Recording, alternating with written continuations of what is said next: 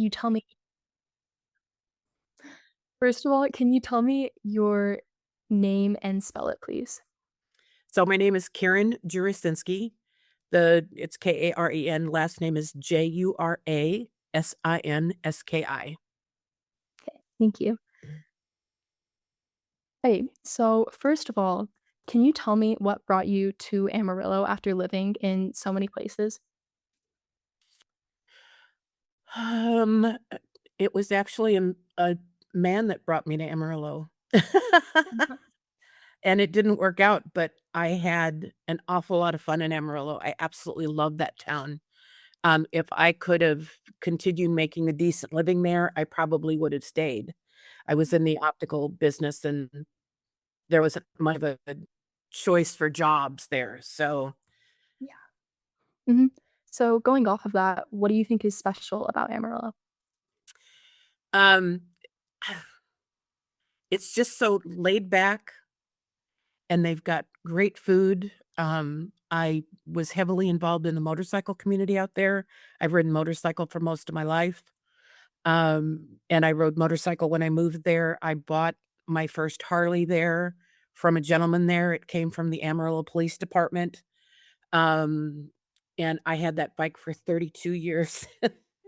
So, the people were fantastic. I met one of my best friends in the entire world when I lived in Amarillo.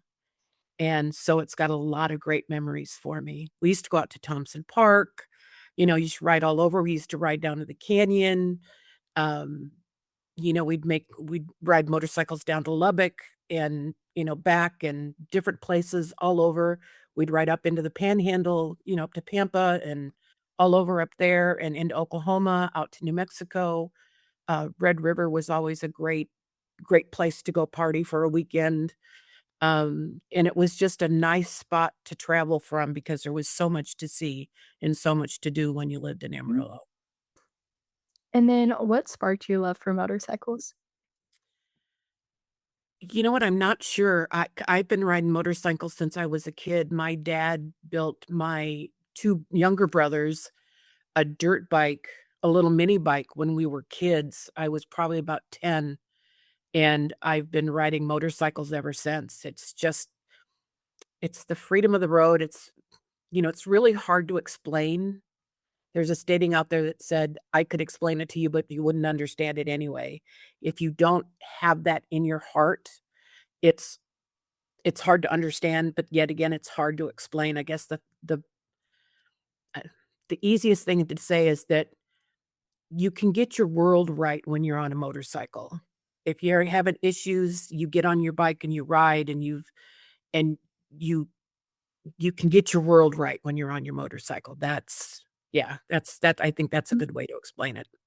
So, What was your favorite place to go on your motorcycle along Route 66? um, it has to be Williams, Arizona.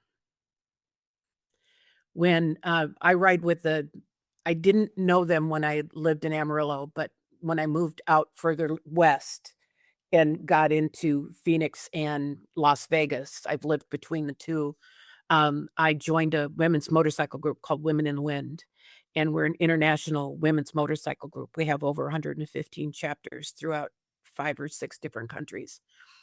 And, we have a chapter in Kingman, and we have a chapter in Lake Havasu, of course, we have a chapter in Vegas and Phoenix, and we all get together at least once a year in Williams.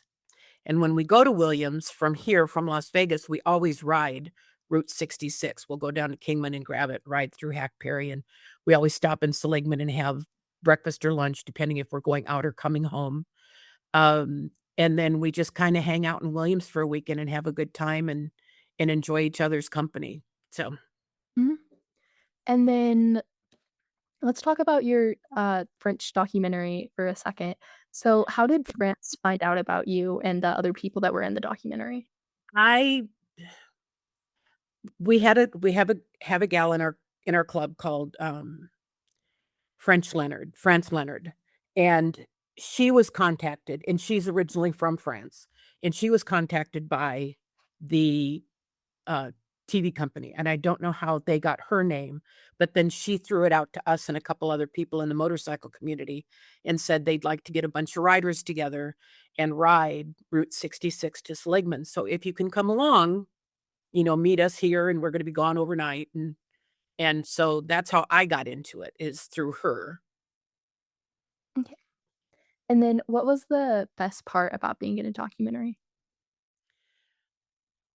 The best part about this one was we have a thing in Women in the Wind about a spoon, if a kitchen spoon.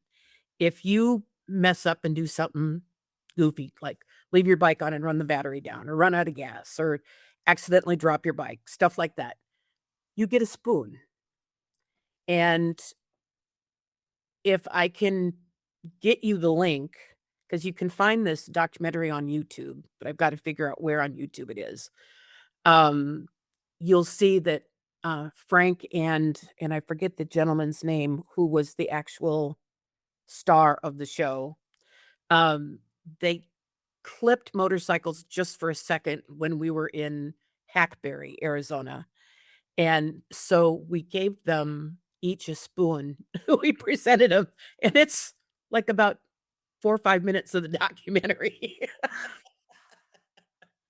So they were very surprised and they thought it was great that we included them in Mhm. that. Yeah. So, but then it was being able to talk to them about, like, number 1, why we ride motorcycles, and the the things to do on Route 66. And they had done their due diligence, and they had figured out different things in Seligman. There's a barber there. He might not even be alive anymore because this was so long ago. Um, and and he's been there, like, forever and a day, and he was part of the crusade to, um, I don't wanna say reinvent, but bring people back to Route 66 and get them to come to the small towns and get off the interstates. And so they talked to him at length, and it was nice to hear his stories. Because when you're just passing through and having lunch or breakfast, you don't get to talk to those people. Yeah. So that was great. And then, of course, you hear everybody else's stories too, and it's always great to sit and talk motorcycle stories. So Yeah. And then can you tell me about, like, what does Route 66 mean to you? Like, what is the significance of Route 66 in your life? it's because it's so iconic, and